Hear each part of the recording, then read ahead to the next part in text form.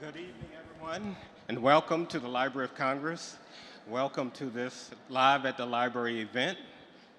Every Thursday, the library has a Live at the Library event where they invite people to the Library of Congress after hours to enjoy the beauty of the library, to see what we offer here, and have drinks and get to know each other.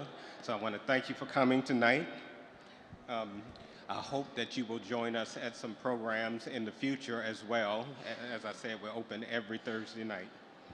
My name is Darren Jones, and I am a reference librarian in the Researcher and Reference Services Division of the Library of Congress. I'm also the program director of the Daniel A.P. Murray African American Cultural Association of the Library of Congress. That's the association for the African American workers here at the library. I want to thank you for being here, and we are honored to participate in this event with the Prints and Photographs Division and the Literary Initiatives Office to produce tonight's event. Let me tell you a little bit about the Murray Association. The Daniel Alexander Payne Murray Association was founded in 1979 by Dr. Sylvia Lyons Render to honor Daniel Alexander Payne Murray. He was the second professional African American to work at the Library of Congress. He started in 1871, and he worked for over 50 years to 1922. So this association honors the memory of Mr. Murray. We are honored tonight to have Renata Cherlise, the author of Black Archives, here with us tonight. And library staff member Rachel Gordon will be our moderator. At the end of the program, we will have time for questions, and also there is a book signing as you leave the room on the left, where you can have one of her books signed when you purchase it. You are sitting tonight in the heart of Not an Ostrich and Other Images from America's Library, an exhibit that reflects the diversity of the library's vast holdings of photographs. Our collection, one collection we hold, is visual materials from the Rosa Parks papers, which include snapshots, photographs, Polaroids, and family albums of Mrs. Parks, her family, her friends, and other figures that you would be familiar with, and they comprise over 1,800 items. While Mrs. Parks is best known as a civil rights leader, the photograph collection we have here shows her personal life. You can learn more about the Rosa Parks family photographs by going to www.loc.gov.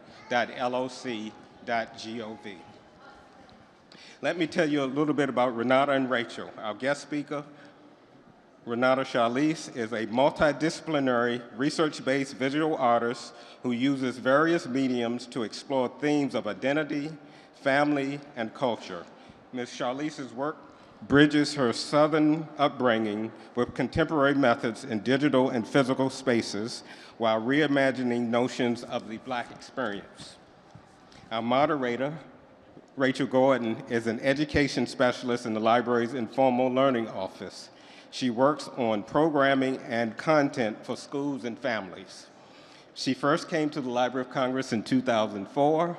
In 2007, she became part of the Visitor Services team, and in 2019, she joined the Informal Learning Office. As we welcome these ladies, I want to remind you that there are two events tonight to commemorate Juneteenth. This program and a performance in the Coolidge Auditorium downstairs at 7 p.m. featuring Grammy-nominated progressive hip-hop artist Chris Styles Bacon, who is from right here in Southeast Washington, D.C. And I encourage you to attend that program. So without further ado, I'm going to turn it over to our next speaker.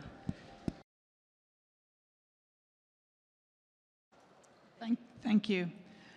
Renata, welcome. Thank you. We're so pleased to have you. Thank you for having me. It's an absolutely gorgeous book that I hope you'll get a chance to look at later. It's about 300 photographs that are really sort of intimate and moving documentation of everyday African American lives from the 20s to the 90s. It's, it's quite stunning. So can you tell us something about how the entire project came about?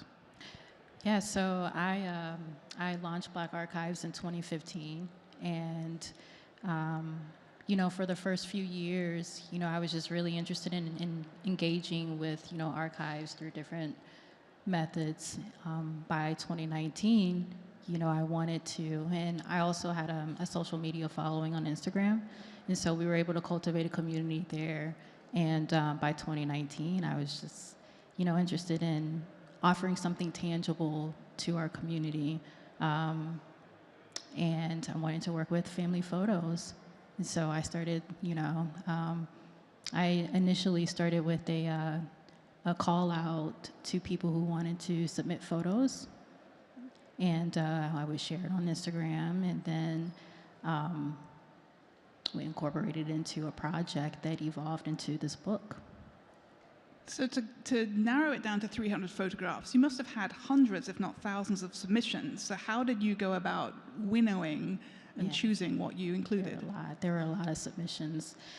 So that was a process. It took a few years, actually. So we started in 2019 with the initial call, and then we did another one in 2020, 2021. But it was just a lot of printing the photographs out, laying them out, listening to them, what are they telling me, sorting them, looking at like themes and common themes. So that was an organic process. You didn't necessarily go in thinking, I'm going to have a section on spirituality and one on cars and one on something else. It just basically evolved? Yeah, just listening. I'm listening. I'm very intuitive, so I'm listening to these photographs. What are they saying? And so my living room, at one point, it was just covered, the entire floor just covered in photographs.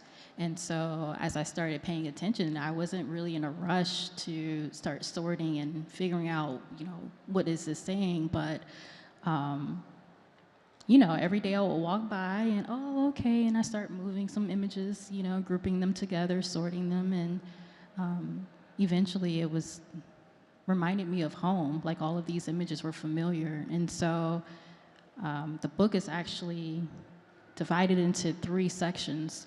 And the framework is home. So we're looking at the foundation, the interiors, the exteriors, and then I began sorting those photographs into those, sections. Well, I'm going to put you in some very exalted company here, because looking at the book reminded me of one of the collections we have in the library, which is several hundred photographs that W.E.B. Du Bois assembled for the 1900 Paris exposition. And his goal, I think similarly to yours, in a very different time, but a very different aim, was to show the successes, the social, economic, and cultural successes of African Americans post-emancipation and Reconstruction, and use that to counteract some of the stereotypes that were prevalent at the time. And you're doing a very similar thing in a way. Yeah. For example, for our Instagram and our social platforms, they feature a lot of professional photography, right? But, when it came to this book, I felt something in me and said, we need to go back to, our family photos and sort of elevate that, and celebrate it. And I'm just so thankful that I have a community that was willing to, participate and trust, because it requires a lot of trust to, hand over something so intimate, something that means so much to your family, to be a part of a collective experience. And what has the reception been? How have people responded to the book? It's been great, especially when, and so, as you mentioned in the beginning, there was just so many photographs. So unfortunately, we were unable to get all of the photographs, included. But, those photographs that have been, their families have just been overwhelmed. And I especially love, getting the feedback from elders, because for my family, like my mom is the matriarch, you know, and my elders have sort of passed on. And so hearing the stories from the elders who are engaging with the book, you know, and just smiling and seeing themselves along with other, you know, Black families, it means a lot. No, that's great. So I think it's time we saw some pictures from the book rather than listen to us talking about it. So if you could pull up the first one, Renata, please. Okay, so as I mentioned, the book is actually broken down into 3 sections: foundation, interiors, and exteriors. And these are all the framework for, you know, home. And so I started actually with a photo of like my foundation, which is my auntie. And this is sort of like a staple in family photos. You know, you have club, wicker chair, and just her having a good time. And so this is your Aunt Brenda. This is Aunt Brenda. Jacksonville in 1979. Now, in the introduction to this section, you tell a very moving story about explaining this project to Aunt Brenda, taking the family Bible to Aunt Brenda. Could you share a little bit about that? And so my family Bible, the generational Bible, is something that I found as a young girl on my grandmother's dresser. You know, and when I opened it, I saw, you know, my name and, you know, the names of other relatives. And, you know, it's a Bible that my mom and my aunt both, you know, they adored. At some point, my mom inherited the Bible, but my aunt, she absolutely adored it. And so unfortunately, when she was had a medical emergency, and I brought the Bible from Chicago to Jacksonville, you know, just so that it could be in her presence. And that's when I told her about Black Archives. This was 2015, and I said, you know, Auntie, I know you're beyond the flesh right now, but, you know, can you join me in this journey? And, you know, I think she was more than willing. And so I sort of dedicate that. That's why when we open up the book, you know, we kind of see her image here. That's where we start with Aunt Brenda. Yeah, as the foundation. You also mentioned the importance of your maternal bloodline in particular in your work. Can you tell us a little bit more about why that resonates quite so much? Yeah, you know, in my family, the women were sort of the ones to carry the stories, you know. And unfortunately, the men, you know, transitioned prematurely. And so the women had, you know, the responsibility of carrying the stories and passing them down. And so, you know, I lean into that with my work, not only because of that, but I don't know, you know, I think about, go ahead. No, I was going to say that is what women do. We sort of hold everything together. So whether you know, I think about like my grandmother, and you know, she graduated high school, but you know, she didn't have a formal degree in, you know, archives or, you know, library management or any of those things, but she still had something within her, you know, a will to sort of preserve our stories and pass them down. And similar to, you know, her, I don't have a degree with that background, but I'm leaning into that. It's sort of my guide. Yeah. Let's Should move I to go the next one. on? Yeah. Okay, so this, so the photos, as I mentioned, there was a call to action for for people in our community to submit photos to us, and so this is actually a family submission, and this is actually part of the section called Handwritten Stories, and basically I'm taking a look at the many ways that we leave little notes for each other, you know, on the back of photographs and tucked in, you know, pieces of paper, you know, hidden behind a photo frame.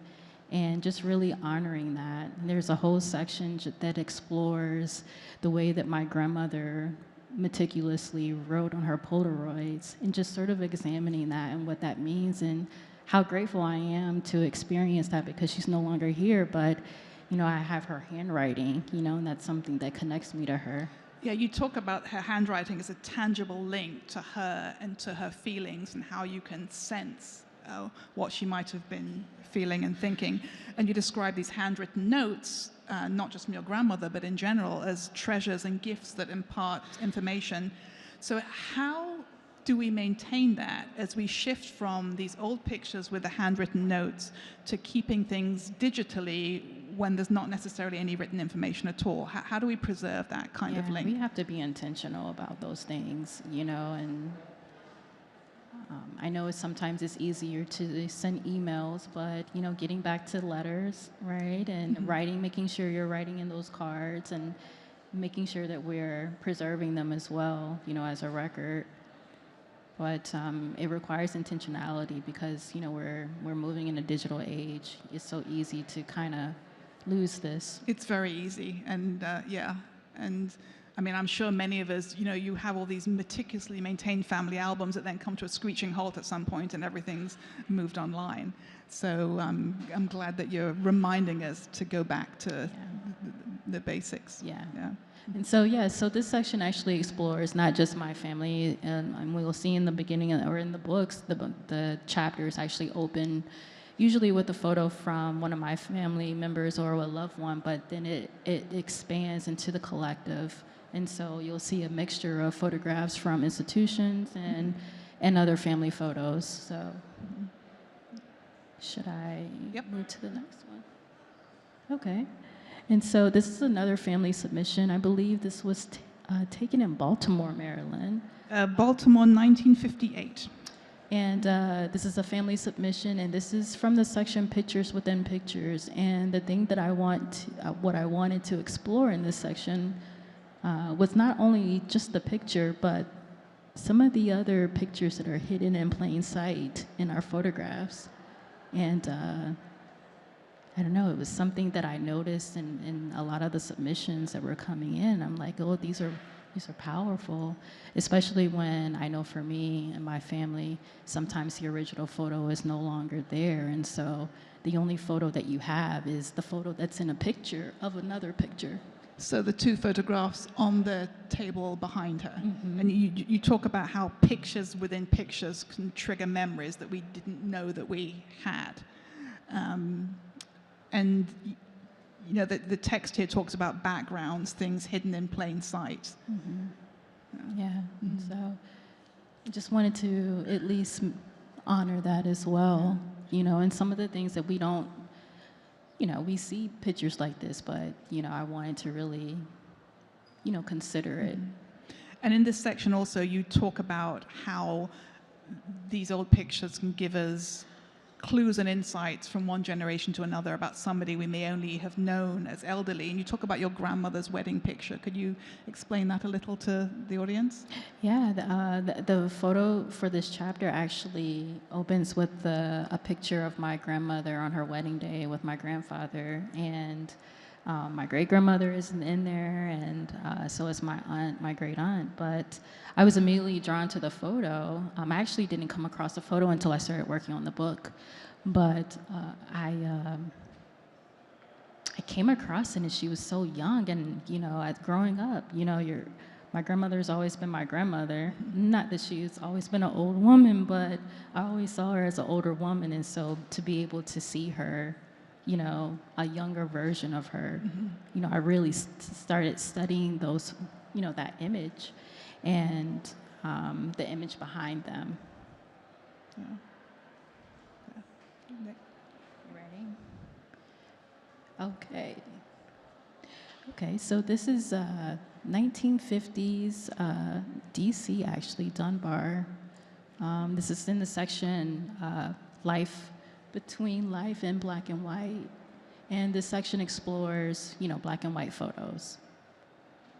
And you talk about black and white photos as a timeless form of photography that offer a different way of seeing. Could you expand on that a little bit?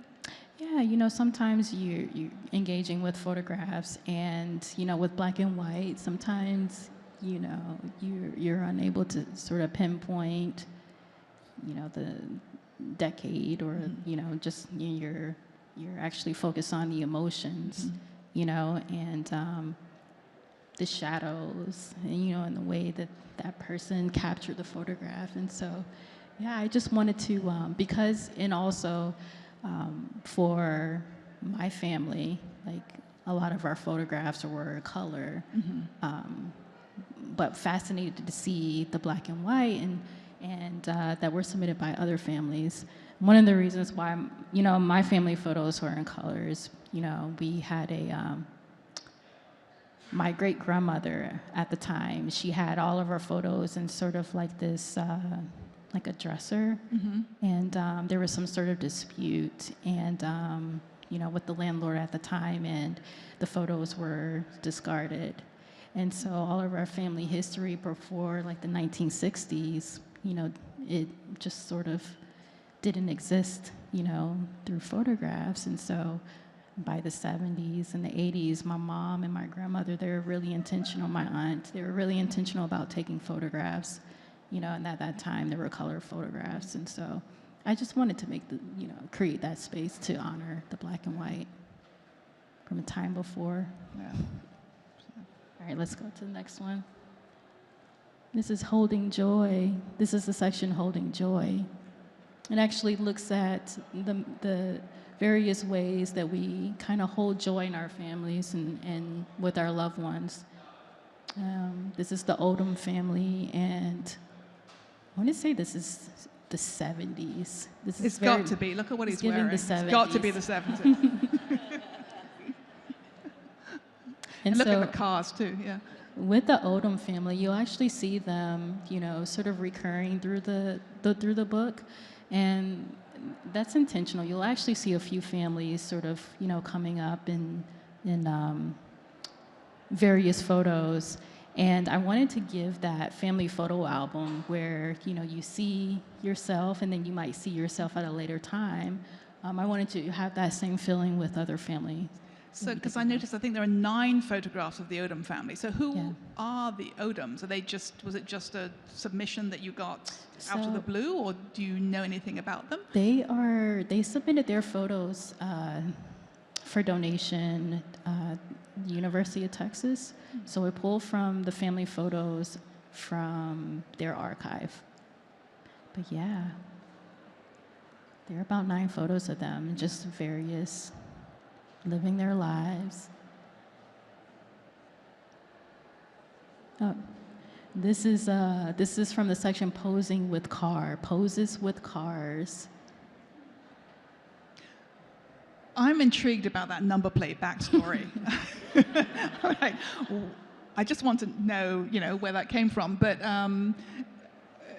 any more information about the picture? Oh, so, and that's the thing with some of the photos, you know, when people were submitting, you know, they submit what they have. Sometimes we just have a approximation for the year and the location.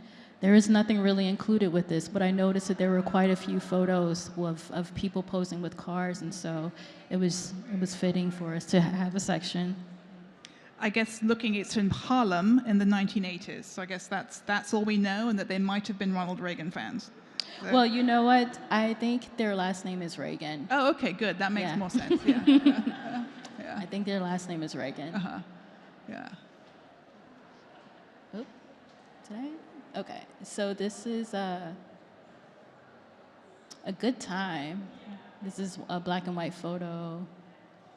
In the section, one of the closing sections actually, and it just looks at people having a good time. And it was a house party at Faye Ryson's home in Texas in 1959. And this one made me think, we heard in the introduction how we have the Rosa Parks papers at the Library of Congress. And when you see this picture and some of the others in the book, it made me think of something that Rosa Parks wrote in her papers. And she talked about how living under Jim Crow was like walking a tightrope over a bottomless pit. And the thing that this picture and some of the others from the earlier, the pre-1970s decades, we are seeing these people happy, comfortable, unfiltered. They are their private, happy, natural selves. They are not having to put on that public persona that they need to wear to navigate that tightrope. So there's some of the most moving pictures in the book, I think, all of these ones that you see. Were you mindful of that kind of reality for African Americans in that time, that they're just being themselves as you put the pictures together? Yeah, for this section, this actually closes out the book, and I just wanted to remind us, to remember to take up space, have fun, enjoy yourself, be intentional about it, and the images highlight that. Have fun. Have a good time. Yeah. This is in spirituality, actually, and this was pulled from an archive in Atlanta, actually. Mm-hmm. And this section actually focuses on the various ways the Black church, spirituality, and religion plays a role in Black families. And so this is actually a choir. I don't have much information on them, but I thought it was a pretty interesting photo. And I know there's a lot of scratches on the photos, but we wanted to make sure that we honor the way that, the images were preserved. And in the accompanying text for this section, you talk about how rituals and practice stretch back to our ancestors, even before their arrival in this realm. And what exactly are you talking about there? What I'm saying there is that before we were here, and go ahead. No, I'm just wondering if you mean before we were here, physically here in the New World, here before. Here. Are you talking about links back to Africa? Or are you talking about it in any sense? In any sense that encompasses spirituality in the various ways that, we explore that. And, I didn't want to, sort of define that because, it's so broad, but I wanted to have space that sort of touched on the unknown. So, okay. Yeah.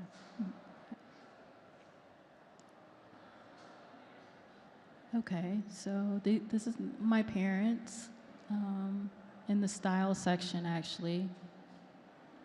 I actually, while I was working on this book, I came across so many photographs of my parents going out, like all of their club photos. Yeah, they had a good time. They had a good time. And so I want to say this is the 80s, right? I think, because I counted, so your parents, Edwin and Patricia, obviously went out a lot between, I think, 1984 and 1990. I think you have 7 pictures at least, of them. But that's just, what I included. Yeah. So, but I wanted to emphasize, their style and how that sort of opened up my eyes to, engaging with style. Yeah. Right? And they look great in every single picture. Yeah. They really do. Yeah.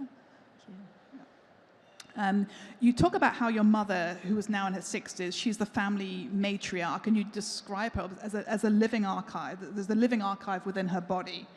So what advice can you give people about taking advantage of the knowledge of our older relatives and their experience to preserve family stories? Because I think it's something that's easy to put off because you assume that they'll always be around. Yeah.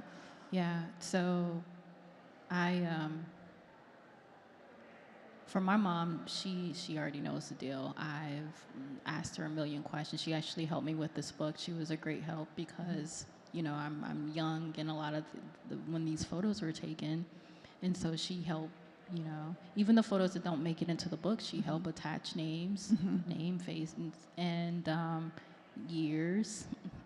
And aside from this, I mean, the ways that we can be intentional is making sure that we're, documenting and recording them, because you never know. And you have a daughter. We talked a little about her in our conversations earlier today. So what's been her reaction to the project? Did she get sucked into figuring out who was who? Or? Yeah, she's actually forcing me to also between working on this book and going through our own family photo albums. One day she's like, "Where are my photos?" And they're all in drives, and so she's really got me working on printing them out and creating this experience for her so that she can engage with it. So that's the ultimate seal of approval if your daughter's she loves it. happy,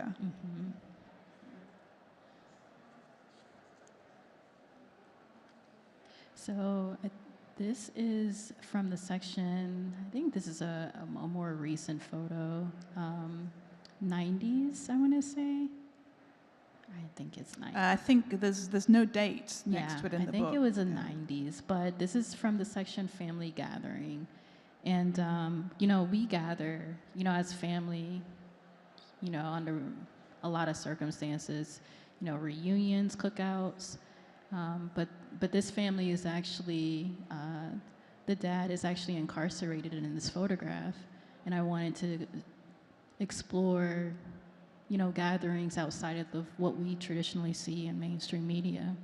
That this is a way that another family gathers, and celebrates that time. And I mean, there's so much to unpack here because he looks radiant. He's clearly thrilled to have a family there. The kids look pleased, but her face, there's such a story behind her expression, I think. And you get a sense of how difficult it might be for her with their situation. I found it a particularly moving photograph. Yeah, so I wanted to make sure that, these family gatherings weren't forgotten. Is that? Oh, we have another one. This is from the section in uniform. I don't know. It doesn't have much information. Yeah, it doesn't have a date. It just says military comrades, and there's no date. Yes, I remember the submission actually, and as I mentioned, like sometimes they submit what they have, but this section actually explores uniform in various ways. So we have cheerleaders, choir, military.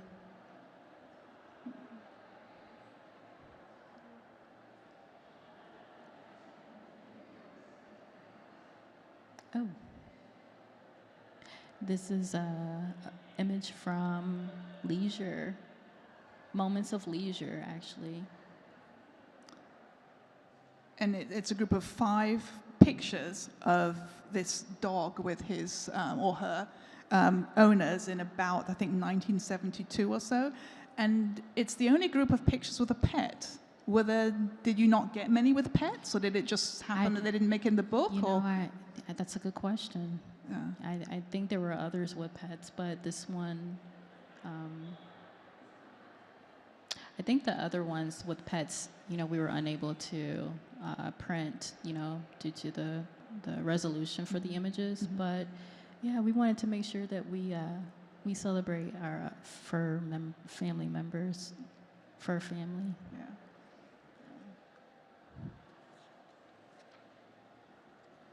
And family portraits, studio portraits. So I don't know if you all have a lot of family photos of studio portraits, but I know that's something that's so common, in my family. And I wanted to make space to honor that as well because, this is sort of kind of fleeting, and I was telling my mom recently, we need to get back and take some family photos. I think they're so evocative of a particular place and time, these studio portraits, and seeing you wrote in the book, you talk about the Olin Mills studio, which I hadn't thought of in years. And I don't know about your families, but we have some rather unflattering, really 1980s pictures, which you just want to keep in the back of the drawer. I try to include some of those in here. Yeah. Yeah. But do you think, have we lost something now that we tend not to get dressed up to go to these formal portrait sessions? I mean, I guess the closest you get probably now is school picture day. But, you know, it used to be a thing, and there was something quite nice about that. Yeah, getting dressed up and you know, passing them out, and then other relatives have your photo on their wall. Choosing the sizes, and you get the cheap little ones or the big expensive ones for grandma. So I think, you know, I mean, I'm not telling everyone to go to find whoever the replacement for Ola Mills is now, but I mean, it might be worth it to like get some family photos and some intergenerational photos. This section is things we leave behind, actually, and I think so. There's actually a studio portrait in this one. It's 1970s, actually, but this is actually a more recent photo. I believe this photo was taken in the early 2000s. But things we leave behind focuses on the ephemera. And can you tell us something? Because I think the caption for this picture was particularly moving. Yeah, you know, so I don't know who actually captured this photo, but this vehicle is actually packed with, she was heading to like an assisted living facility, and these were the things that were left behind. I think you said it was, the book says that her belongings packed up to go to different family members because she couldn't take them with her. So it's what she left behind, but literally and figuratively, which is quite poignant. So going to that, how do you hope the book will inspire people, document what's left behind in every sense of the word? Do you think you're hoping that the book will nudge us all to doing this a little bit more? I think there's quite a few themes, you know, from studio portraits to the overall idea of, you know, just getting back to the family photo album, printing out those photos. Anyone who's actually doing the work of, you know, preserving and sort of taking on that family historian role, you know, to, you know, get real with that, you know, be intentional. And, you know, I've sort of assumed that role too. You know, that's who I'm now. I'm the one who's documenting. I'm the one that's taking those photos, but me taking the photos and them, you know, hiding in a drive or a folder where no one can access them, you know, what good does that do? You know, and so if we're just really intentional about getting back. Before we move to the last slide, we are going to be doing Q&A in a couple of minutes, so please start thinking of your questions for Renata. But we have one more picture to go. Okay. So this is landscapes. This is an image from the various ways that we engage with the outdoors, where we show up outdoors. Believe this photograph was taken in 1980s? 1989 in Grenada, apparently. Yeah. Late 80s, yeah. And I find this one, it raises so many questions. There's so much room for speculation about these two gentlemen. Who are they? What's the relationship between them? Did you find yourself making up backstories for some of these pictures as you were putting things together? Some of them, you know, as I mentioned earlier, you know, when I was, you know, allowing the photos to sort of speak to me, you know, like, what are they saying? What are they doing? You know? Yeah. Just before we move to the Q&A, I got a couple that I noticed your photo credits include quite a lot of institutional archives, but I didn't see the Library of Congress in there. So, and I know you saw some amazing pictures this morning from the Prints and Photographs division. So do you have any plans to sort of burrow into the library's collections a bit more? I've always, I'm always in the Library of Congress, archives and collections. For this, I was specifically looking for family photos. And so, the Rosa Parks collection, has her family photos, but I will continue to engage with, with this collection and hopefully work on something soon. So do you have another project already, or are you still figuring that out? Not yet. Yeah, I'll let you enjoy this success. I mean, I'm working, you're always working on projects, but nothing that, we could say now. So questions, anybody have questions? We have a microphone over here.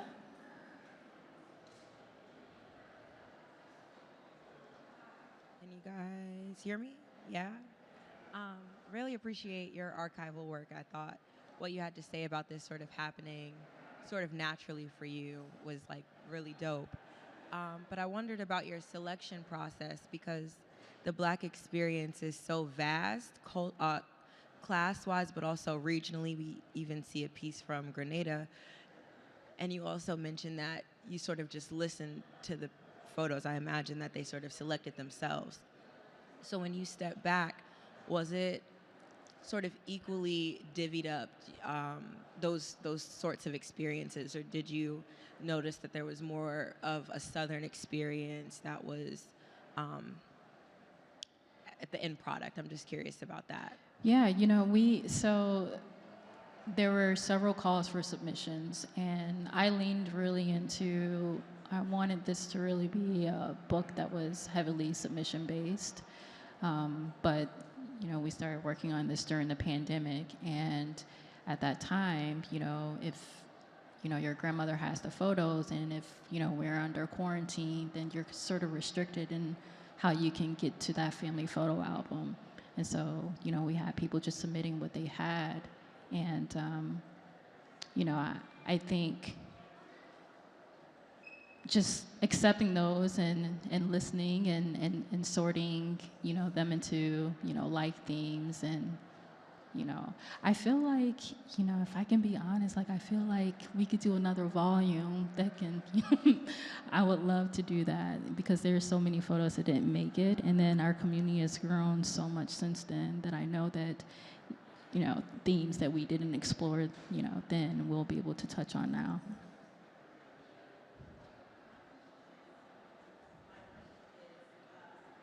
You first went in and you thought of how you wanted the book to go. What did you find was the most surprising or insightful for you when you looked at all of the pictures? Like, did you walk away thinking, oh, that was very different from what I thought it was going to be? I actually didn't go into this project with any preconceived ideas to what this book was going to be, because when we were getting the submissions, there weren't really any guidelines. It was submit your family photos, and as I started working through them, you start seeing, hallmarks like the front porch and poses with cars, and how can we make a chapter out of this? How many photos do we have with that? And so that's the angle that we took.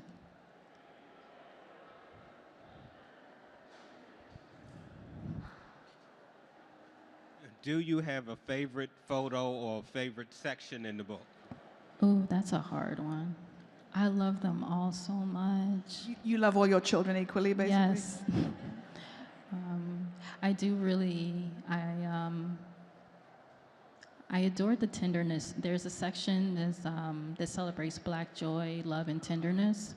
And I like the tenderness section because, you get to see Black people loving each other, and maybe not so the obvious ways.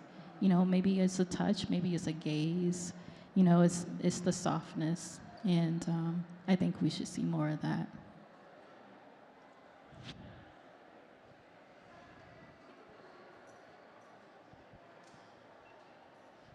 Hello. When you're sharing pictures on Instagram, have you ever had anybody comment saying, like, oh, that's my relative and I've never seen this picture, or we thought we lost this picture? All the time. Yeah, you know what? We started receiving so many comments that we had a series of Where Are They Now? Where if a family member recognized someone, they would send an updated photo and we would sort of share the two to kind of compare.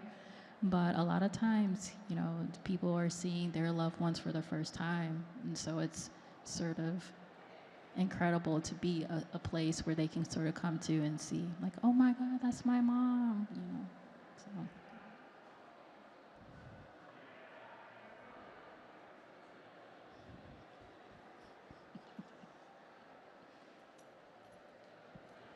There's so much visual poetry in this book. There's so much that's left unsaid. Like this is a perfect example. Are they in a relationship? Are they just friends? We don't know, and maybe we'll never know. But you were asking the other person's question about the winnowing process, and then you created these sections for the book.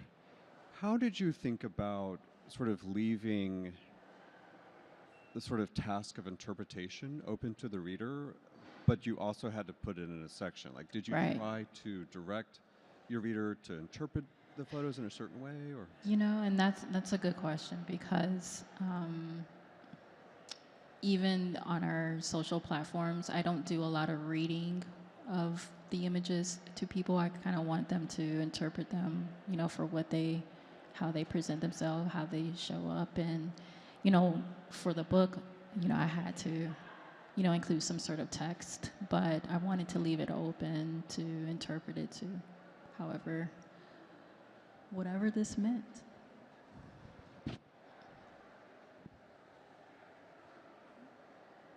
Any more questions?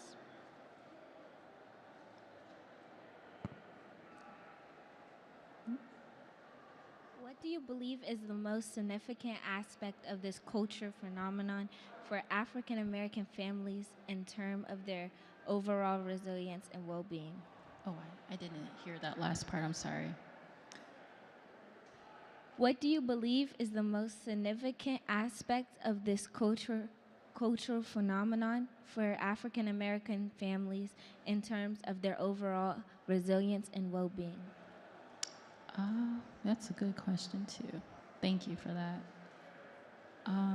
I would say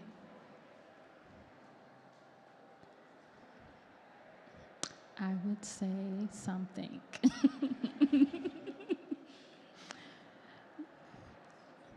I think the aspect of people just being themselves, just unfiltered, is quite significant, right? And yeah. But what do you think? I would say that, but I would also add to that I want people, I guess with this book, I want people to be reminded that, number one, your archives are valuable, right? Your family photos are valuable. Photographs and videos that you take, that's valuable. The way we show up. I want this book to celebrate, it's a photographic celebration of Black life, through different themes. And I just want you to remember to just show up, be yourself, be present.